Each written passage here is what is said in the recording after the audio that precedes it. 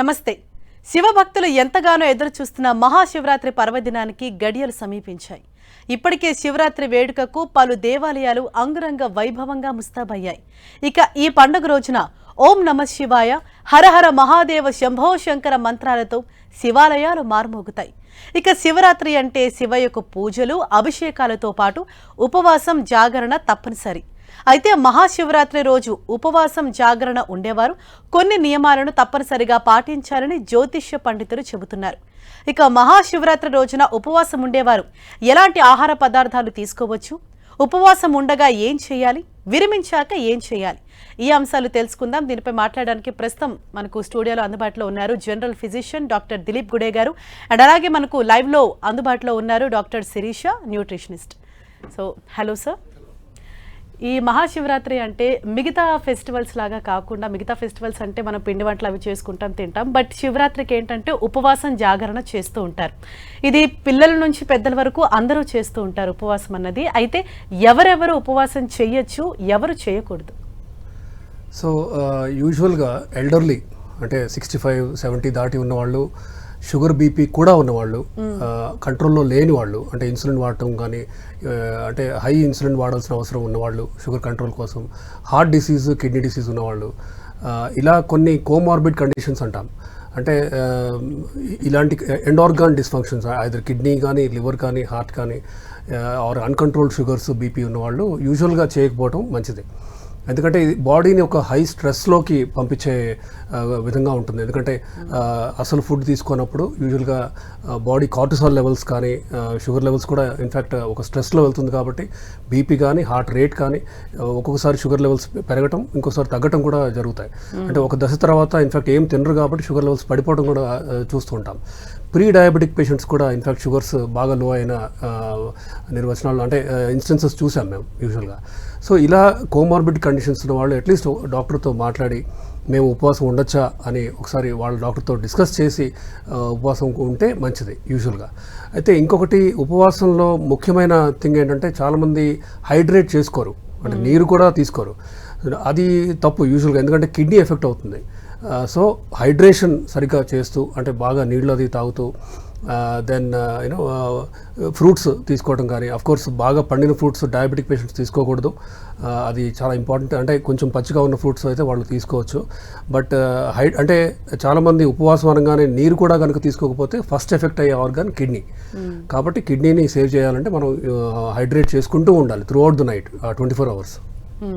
And అలాగే అంటే already ఉపవాసం ఉండి నెక్స్ట్ నైట్ అంతా కూడా వాళ్ళు జాగరణం చేస్తూ ఉంటారు. నెక్స్ట్ డే వాళ్ళు అంటే కొంచెం తింటారనమాట. అంటే ఇన్ని అవర్స్ కంటిన్యూస్గా వాళ్ళు ఏం తిరగకుండా, తాగకుండా ఉంటే ఎలాంటి సైడ్ ఎఫెక్ట్స్, ఎలాంటి హెల్త్ రిస్క్ ఫ్యాక్టర్స్ వస్తాయి?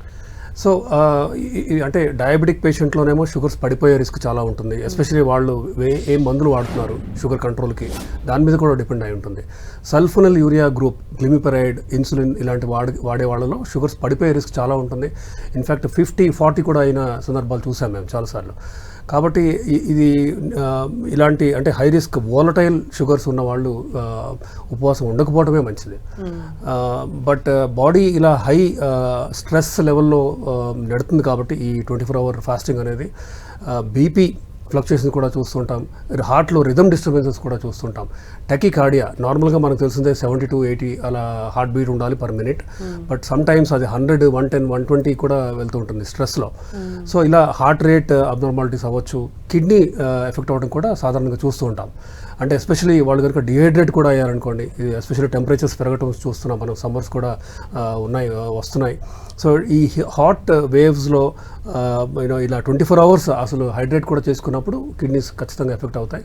సో ఒక పక్క హైడ్రేట్ చేస్తూ, అంటే హైడ్రేషన్లో కూడా డయాబెటిక్ పేషెంట్స్ జ్యూస్లు, ఫ్రూట్ జ్యూస్లు అవి తీసుకోకూడదు. దెన్ వెజిటబుల్ జ్యూస్ తీసుకోవచ్చు, బటర్ మిల్క్ తీసుకోవచ్చు. దెన్ బీపీ లో ఉన్న వాళ్ళు సాల్ట్ కొంచెం వేసుకుని బటర్ మిల్క్ తాగొచ్చు. లేదు బీపీ ఎక్కువ ఉండి ఉన్నవాళ్ళు కూడా, వాళ్ళలో బీపీ ఇన్ఫ్యాక్ట్ అంతకుముందు వాడే బీపీ టాబ్లెట్ ఎక్కువ ఆర్ ఒక్కోసారి తక్కువ చేయాల్సిన అవసరం ఉంది. ఎందుకంటే ఏం తిననప్పుడు బ్లడ్ ప్రెషర్ మెల్లగా తగ్గే ఛాన్స్ ఉంది. అంటే యూజువల్గా బ్లడ్ ప్రెషర్ ట్యాబ్లెట్ పవర్ కూడా మనం హాఫ్ చేయాల్సిన అవసరం ఉంది అంటే కొంతమందిలో. సో ఇవన్నీ కూడా ఏంటంటే ఒక 1-2 days ముందు మీ డాక్టర్స్తో డిస్కస్ చేసి ప్రజలందరూ బిఫోర్ ఫాస్టింగ్, అంటే ఎందుకంటే ఇట్స్ నాట్ అందరూ చేయగలిగిన ప్రాసెస్ కాదు. అండ్ హై రిస్క్ గ్రూప్ వాళ్ళు ఖచ్చితంగా వాళ్ళ డాక్టర్తో డిస్కస్ చేసి మరీ చేయాల్సిన అవసరం ఉంది. Yes sir. And doctor Shirisha గారు, సో ఇప్పుడు ఏంటంటే ఇంతకుముందు పెద్దవాళ్ళు మాత్రమే ఉపవాసం కానీ జాగారం కానీ చేసేవాళ్ళు, బట్ ఇప్పుడు పిల్లలు కూడా స్టార్ట్ చేశారు వాళ్ళు చేయడానికి, లైక్ ఎగ్జామ్ పర్పస్ అనో హెల్త్ రిలేటెడ్ అనో ఇలా డిఫరెంట్ రీజన్స్ వల్ల వాళ్ళు కూడా స్టార్ట్ చేస్తున్నారు. అయితే ముఖ్యంగా ఇక్కడ సార్ చెప్పినట్టు అంటే 24 hours పాటు కూడా వాళ్ళు ఏమీ తినకుండా తాగకుండా ఉంటే పిల్లల్లో ముఖ్యంగా ఎటువంటి హెల్త్ రిస్క్ ఫ్యాక్టర్స్ వస్తాయి? మోస్ట్లీ పిల్లలు ఏంటంటే గ్రోయింగ్ స్టేజ్ లో ఉంటారు, అట్ ద సేమ్ టైం చదువుకుంటూ ఉంటారండి. సో వాళ్ళ బ్రెయిన్ యాక్టివ్ గా ఉండాలంటే మినిమల్ కార్బోహైడ్రేట్స్, ఫ్యాట్స్ అన్నది బాడీకి వెళ్ళాల్సి వస్తుంది. సో మనం ఫాస్టింగ్ లో ఉన్నప్పుడు అసలు బాడీకి ఇవేమి ఇవ్వం, జస్ట్ జనరల్ గా ఏం చేస్తారంటే లిక్విడ్స్ మోస్ట్లీ తీసుకోవడానికి ట్రై చేస్తారనమాట. సో ఇలా చేసినప్పుడు ఏమవుతుందంటే బాడీ ఇమీడియట్ గా షుగర్ లెవెల్స్ అన్ని డ్రాప్ అయిపోతాయి. సో డ్రాప్ అయిపోవడం వల్ల పిల్లలు ఏమవుతారంటే సిక్ అయిపోతారు ఇమీడియట్ గా. అట్ ద సేమ్ టైం ఎంతో కొంత ఎగ్జామ్ స్ట్రెస్ లేకపోతే unnecessary stress, at the same time night అంతా పడుకోకుండా ఉండడం వల్ల బ్రెయిన్ అన్నది యాక్టివ్ గా ఉండదు. సో దానివల్ల మెయిన్ ఏమవుతుందంటే చెయ్యొచ్చండి, ఫాస్టింగ్ అన్నది ఎవరినైనా చెయ్యొచ్చు. ఏంటి అంటే ఎవరికి comorbidities, as general physician sir చెప్పినట్టు ఎవరికి ఏ ప్రాబ్లం లేదు, సో వాళ్ళు స్ట్రెస్ ఫ్రీ ఉన్నారు. స్ట్రెస్ ఫ్రీ ఉన్నప్పుడు మనం ఎలాంటి ఫాస్టింగ్ చేసినా కూడా బాడీ మెటబాలిజంలో పెద్ద చేంజెస్ అన్నది ఉండదు. మనం ఎప్పుడు స్ట్రెస్ఫుల్ గా ఉంటాం అప్పుడు ఇమీడియట్ గా మన బాడీలో cortisol levels and remaining blood sugar levels కానీ ఇలాంటివన్నీ కూడా బ్లడ్ ప్రెషర్ కానీ ఇవన్నీ చేంజెస్ అయ్యే ఛాన్సెస్ చాలా చాలా ఎక్కువ ఉంటాయి. సో అందుకు జనరల్ గా నేనేం సజెస్ట్ చేస్తానంటే పిల్లలు కూడా చెయ్యొచ్చు, చెయ్యకూడదు అన్నది కాదు, బట్ ఒక పర్సన్ ని ఇప్పుడు ఒక స్టూడెంట్ ఉన్నప్పుడు వాళ్ళకి మినిమల్ ప్రోటీన్స్ వెళ్ళాలి, అట్ ద సేమ్ టైం ఎంతో కొంత కార్బ్స్ వెళ్ళాలి. సో వెళ్ళేలాగా డిజైన్ చేసుకొని వాళ్ళు గనక ఫాస్టింగ్ చేస్తే ప్రాబ్లం ఉండదండి. అదే విధంగా పెద్దవాళ్ళలో కూడా, so now A days people will have, everybody is having a diabetes. ప్రతి ఒక్కరికి ఒక ఇల్లు తీసుకున్నాం అంటే దాంట్లో ఒకరు కానీ ఇద్దరు కానీ డయాబెటీస్ అన్నది వెరీ కామన్ అయిపోయింది ప్రెసెంట్ డేస్ లో. సో అలాంటి వాళ్ళు కనుక ఫాస్టింగ్ చెయ్యాలి అనుకుంటే సార్ చెప్పినట్టుగా వాళ్ళ మెడికేషన్ కరెక్షన్ చేసుకుంటూ డైట్ ఏం తీసుకుంటే వాళ్ళకి ప్రాపర్ గా ఉంటుంది అన్నది చూసుకొని కనుక మనం చేయగలిగితే మనం ఫాస్టింగ్ అన్నది సక్సెస్ఫుల్ గా చేయగలుగుతాం. లేదు అని అంటే అది హాస్పిటల్ అడ్మిషన్ తో ఎండప్ అవుతుందండి. మనకు స్టూడియోలో అందుబాటులో ఉన్నారు ప్రముఖ ఆధ్యాత్మికవేత్త రామకృష్ణమూర్తి గారు. నమస్తే అండి.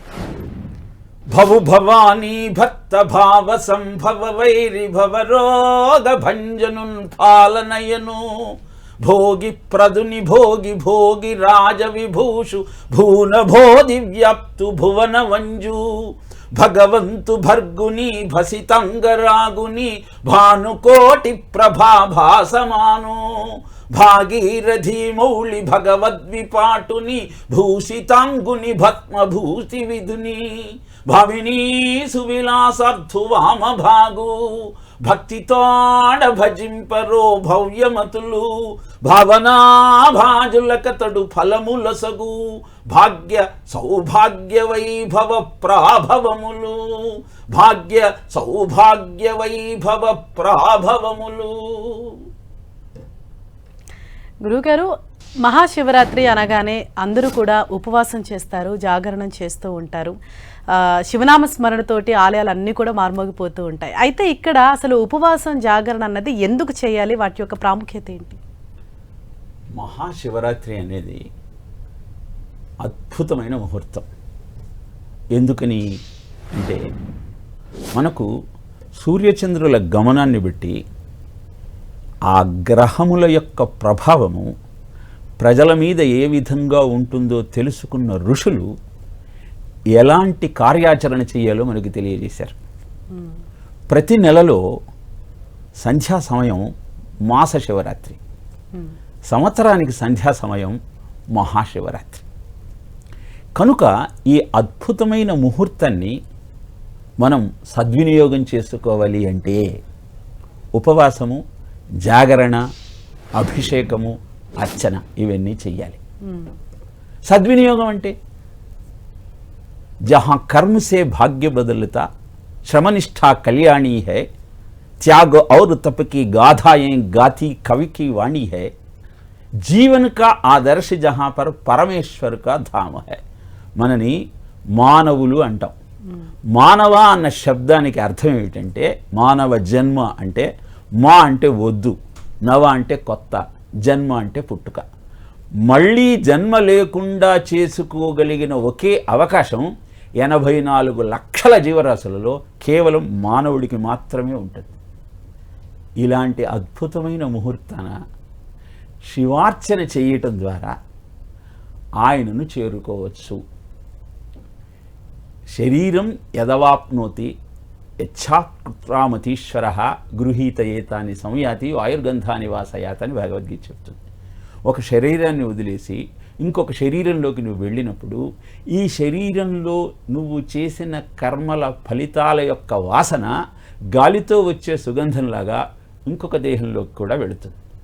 మన శరీరంలో 724 ట్రిలియన్ సెల్స్ ఉంటాయి. ఒక్కొక్క కణానికి మెమరీస్ ఉంటాయి. మనం చేసిన కర్మల యొక్క ఫలితం అంతా దాంట్లో నిక్షిప్తమై ఉంటుంది. 1000 గోవులలో ఒక దూడను వదిలేస్తే ఆ దూడ తన తల్లిని వెతుకుంటూ ఎలా వెళుతుందో నువ్వు చేసిన కర్మల యొక్క ఫలితం కూడా నిన్ను అలానే వెంటాడుతూ ఎన్ని జన్మలకైనా వస్తుంటుంది. ఏమండి ఇన్ని చెప్పి మిమ్మల్ని భయపెడుతున్నారని మీరు అనొచ్చు. ఇలా చెప్పి ఆపేయలేదు పురాణం, దానికి పరిష్కారాన్ని కూడా ఇచ్చింది. అదే శివరాత్రి నాడు నువ్వు చేసే ఉపవాసం. ఉపవాసము అంటే దగ్గరగా కూర్చోవటం. ఎవరికి దగ్గరగా కూర్చోవాలి? ఆ ఈశ్వరుడికి, పరమేశ్వరుడికి దగ్గరగా కూర్చోవాలి. ఎవరి వల్లనైతే ఈ సకల చరాచర సృష్టి వచ్చిందో, ఎవడి మహత్తు వల్లనైతే నువ్వు నీ కర్మనంతా క్షయం చేసుకోవచ్చో అలాంటి సదాశివుణ్ణి ఉపవాసము అంటే కేవలము ఆహారం విసర్జించటమే కాదు, ఇంద్రియాలన్నింటికీ ఉన్నటువంటి భోగము, కంటికి దృశ్యం ఆహారం, చెవికి శబ్దం ఆహారం, చర్మానికి స్పర్శ ఆహారం, ముక్కుకు ఘ్రాణం ఆహారం, ఇలా ఇంద్రియాలన్నింటినీ ఆయన ఆలోచనతో, ఆయన దృశ్యంతో, ఆయన శబ్దంతో, ఆయన స్పర్శతో పునీతం చేసుకోగలిగితే ఈ కణాలలో నిక్షిప్తమైన జ్ఞాపకాలు, కర్మ ఫలాలన్నీ కూడా ప్రక్షాళన అయిపోతాయి. అందుకోసమే ఉపవాసం చెయ్యాలి. ఆహారం మీదకి మళ్ళిందనుకోండి, ద్వితీయాత్ భయం భవతి అంటాడు ప్రహ్లాదుడి భాగవతంలో. ఇంకొక దాని గురించి ఆలోచిస్తే భయమే.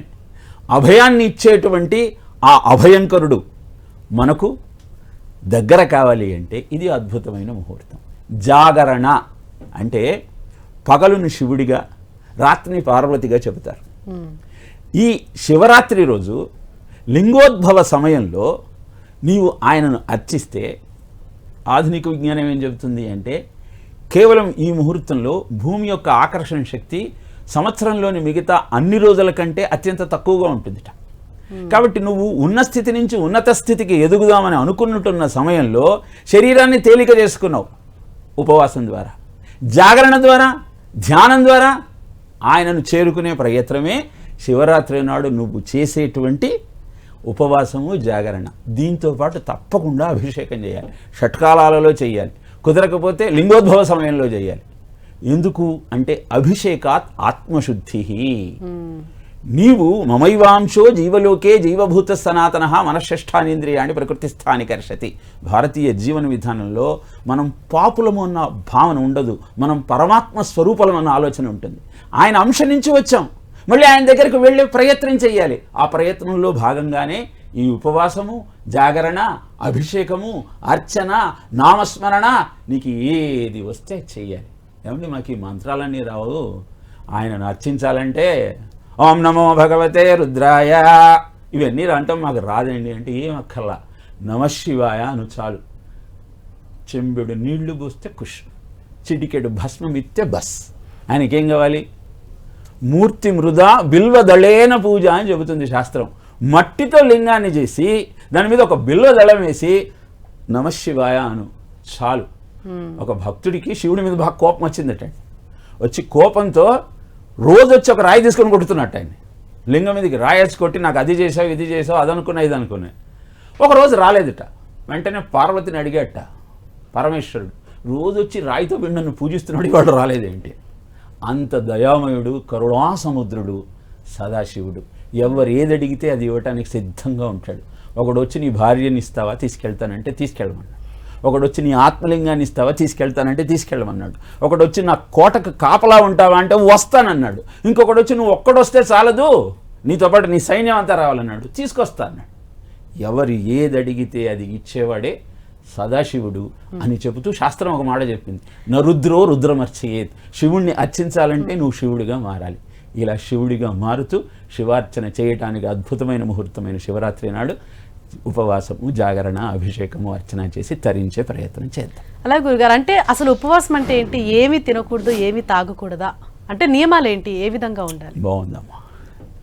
ఏది చేసినా ఇవాళ శివరాత్రి కఠోర ఉపవాసం చేసి రేపు హాస్పిటల్ వెళ్ళి గ్లూకోజ్ ఎక్కించాలంటే అలాంటి ఉపవాసం చేయొద్దని చెప్పింది శాస్త్రం. కర్షయంత శరీరస్థం భూతగ్రామమచేత సహా మాంచైవాంత శరీరస్థం తాన్ విద్య అసుర నిశ్చయ అని అన్నాడు భగవద్గీతలో కృష్ణుడు చెప్పిన మాట. ఎవడైతే శరీరాన్ని శుష్కింపజేస్తూ అది నా అర్చన అనుకుంటున్నాడో వాడు పరమ మూర్ఖుడు. ఎందుకంటే లోపల ఉన్న నన్నే వాడు హింస పెడుతున్నాడు కనుక. కాబట్టి భీముడు ఉపవాసం చేద్దాం అనుకున్నాడు. అద్భుతమైన శివ మాహత్యాన్ని అందుకోవడం కోసం నేను ఉపవాసం చేయాలి. ఎలా చేయాలంటే ఏమీ తినకూడదు అనుకున్నాడు, కానీ ఆయన ఉరుకోదరుడు, ఆకలి ఎక్కువ. వెంటనే వెళ్ళి కృష్ణుడితో ఆకలి అవుతుందంటే సరే అయితే పాలు తాగమన్నాడు. అంటే ఒక 1000 లీటర్ల పాలు తాగాడు. కాసేపటికి మళ్ళీ ఆకలైంది, ఏం చేయాలి అన్నాడు. పళ్ళరసాలు తాగమన్నాడు, పళ్ళరసాలు తాగాడు. ఇంకా ఆకలి అవుతుంది అన్నాడు. ఖండనమైనటువంటి బియ్యాన్ని వండుకొని తినవు అన్నాడు, పళ్ళని తినమన్నాడు. ఇలా నీ శరీరానికి ఏది ఆనుకూల్యతో దాన్ని ఆచరిస్తూ ఆయనను అర్చించటం ప్రధానం కావాలి. నువ్వు ఉపవాసంతో శోష వచ్చి పడిపోతే ఆ రోజు ఆయన నామం చెప్పలేవు, ఆయనకు అభిషేకం చేయలేవు, ఆయన దివ్యమంగళ విగ్రహాన్ని చూడలేవు. ఇంకెందుకు ఆ ఉపవాసం? కాబట్టి నీ శక్తి ఎంత. అందుకనే శివరాత్రి మహారాత్రౌ నిరాహారో జితేంద్రియ అర్చయిత్వా యథా న్యాయం యథాబలమ వంచక యత్ ఫలం లభతే సజ్జః శివరాత్రౌ మదర్చన. ఒక సంవత్సర కాలం పాటు నువ్వు ప్రతినిత్యము శివ పూజ చేయటం వల్ల ఏ ఫలితం దక్కుతుందో ఆ ఫలితం శివుణ్ణి అర్చించటం వల్ల శివరాత్రి నాడు నీకు దొరుకుతుంది. కనుక ఉపవాసం నీ సామర్థ్యాన్ని, నీ శక్తిని, నీ అర్హతను పట్టి చేసే ప్రయత్నం చేయి. ఓకే. అండ్ సార్, ఇప్పుడు జనరల్గా మన రెగ్యులర్ లైఫ్ స్టైల్లో మనం 3 times తింటాం. ఇప్పుడు ఉపవాసం అనగానే సడన్గా, అంటే ఆ 1 year పాటు కూడా సడన్గా ఒకరోజు ఏమి తినకుండా ఏమి తాగకుండా ఉంటారు అండ్ నైట్ అంతా కూడా జాగరణం చేస్తారు. సో హెల్త్ కాంప్లికేషన్స్ ఎలా వస్తాయి, మీరు ఏం చెప్తారు ప్రజలకు? యూజువల్గా షుగర్, అన్కంట్రోల్డ్ షుగర్ లేదంటే బీపీ కానీ ఈ లివర్ కిడ్నీ ప్రాబ్లమ్స్ లేని వాళ్ళు చేయొచ్చు. అంటే హైడ్రేషన్ సరిగ్గా వాటర్ తాగుతూ కనుక ఉంటే బాడీకి 1 day 24 hours ఫాస్టింగ్ వల్ల పెద్ద మేజర్ నష్టం అంటూ ఏమి ఉండదు. అఫ్ కోర్స్ ఏదైనా ఇలా షుగర్ అవ్వచ్చు, లేదంటే హార్ట్ రిథమ్ కానీ ఏమైనా ప్రాబ్లమ్స్ ఉన్నవాళ్ళు మాత్రం వాళ్ళ డాక్టర్ని కన్సల్ట్ చేసి చేయొచ్చా లేదా తెలుసుకొని చేయటం బెటర్. బట్ 24 hour ఫాస్టింగ్ అనేది ఇట్లా అంటే అరుదుగా వన్స్ ఇన్ ఏ ఇయర్ అనేది should not be a major problem for normal healthy adults. Okay. And Sirisha గారు, చెప్పండి. ఇప్పుడు ఈ ఉపవాసం జాగరణ ఉన్న తర్వాత, అంటే ఫాస్టింగ్ వాళ్ళు విడిచేటప్పుడు ఎటువంటి ఫుడ్ వాళ్ళు తీసుకుంటే బెటర్గా ఉంటుంది? ఫాస్టింగ్ అయిపోయిన వెంటనే గనక మనం ఏదైనా ఫుడ్ తీసుకోవాలి అని అనుకుంటే, ఏదైనా హెవీగా ఉన్న ఫుడ్ తీసుకున్నాం అనుకోండి, అది మనకి ఇండైజేషన్ క్రియేట్ చేస్తుంది. సో దాన్ని మనం ఫాస్టింగ్ ఎప్పుడు విరమిస్తున్నామో సో ఇమీడియట్ గా కొంచెం రైస్ బేస్డ్ కానీ సాబుదానా బేస్డ్ కానీ లైక్ కిచడి కానీ ఈజీగా డైజెస్ట్ అయ్యే ఫుడ్ ఐటమ్స్ ఏమన్నా తీసుకుంటే గనక మనకి డైజెషన్ అన్నది ఈజీగా అవుతుంది. At the same time through out the fasting కూడా మనం ఏం చేయాలని అంటే సార్ చెప్పినట్టు హైడ్రేషన్ అన్నది చాలా చాలా ఇంపార్టెంట్.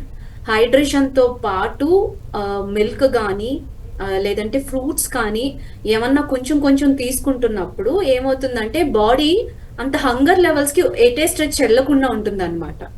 సో అలా వెళ్ళకుండా కొంచెం కొంచెం ప్లాన్ చేసుకుంటూ తీసుకొని మనం ఫాస్టింగ్ అన్నది స్లోగా విరమించవచ్చండి.